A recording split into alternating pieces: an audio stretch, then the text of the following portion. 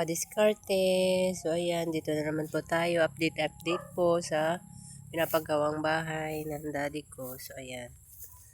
Ito na lang po yung natirang materyales, hollow blocks and buhangin. At yan, nalagyan na rin po ng pader.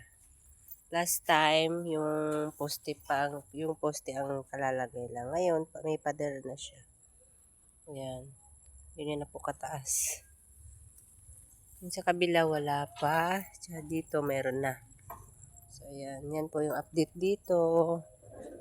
Ay, may ampalaya siya. Oh. Ayan, may ampalaya na. Oh. Yan yung isang poste. Tsaka doon. Tsaka dito. Yan. May pader na rin dito banda. Parang kailan lang bilis ng ano. So, may simento pa yata ang tira. Ilan na lang simento naman natira? Ayan, may isa pang simento. Blocks. And, ayan nga, nagiba nga yung yung dito banda sa gilid kasi nga itong isang poste. Ayan, dito.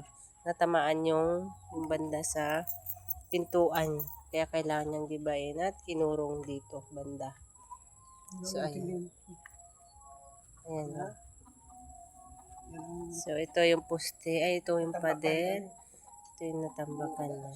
Ganito nakataas. Ayan. So, ayan. Ilang araw din niya itong ginawa. Ilang araw itong ginawa de? 1 week din? 2? So, yan. Mag-isa lang po siyang ng pader. Yung sa sa poste, 2 po sila ni Marlon. Ayan. Sila nagtayo ng poste. Tapos, tinuloy na lang ni daddy ko. So, yan. Itong mga tanim, nandito pa rin naman. Ayan, oh. Ayan. So, dito, hindi pa yan nalalagyan ng hollow blocks. Ayan. Saka na ulit kapag may materialis na ulit. Ito yung mga talong, oh. Plinastic ng daddy ko kasi nga, inuuod sila. Sayang naman. Diba? So, yan. Yan po yung update dito sa pinapagawang bahay ng daddy ko. So, next ulit na update. Bye-bye! Yan. See? Yan po yung update dito sa ating pinapagawang bahay.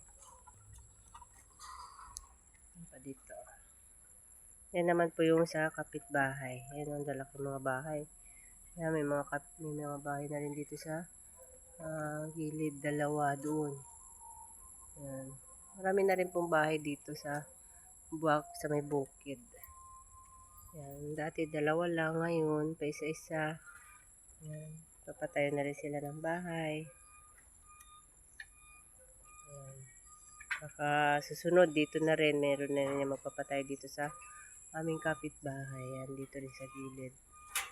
So, ayan, yan po yung update dito sa bukid. So, bye-bye mga kadiskarte.